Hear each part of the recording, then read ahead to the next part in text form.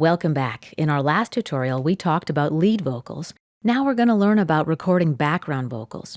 Background vocals can make your recording sound terrific. Few sounds are as pleasing to the human ear as a good vocal harmony. You want to make sure the background vocals don't detract from a song, however.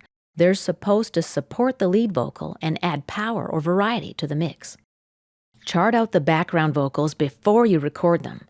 You may want to use many of the same settings that you did for the lead vocal, except you can lower the compression ratio and threshold. You see, the background vocals don't need as much punch, and you can also EQ them a little differently. You don't need too much detail in the low mids on the background vocals, especially if you're doubling the track. It might end up sounding muddy.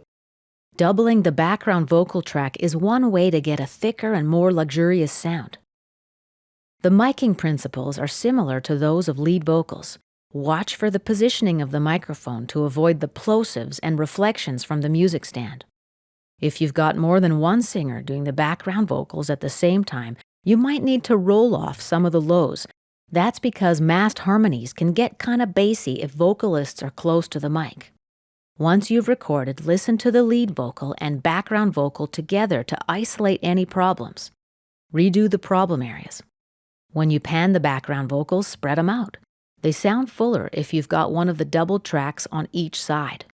Panning background vocals to one side can make it sound more live, however.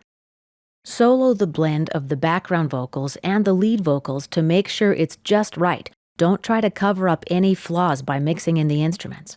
And this concludes our tutorial about recording background vocals.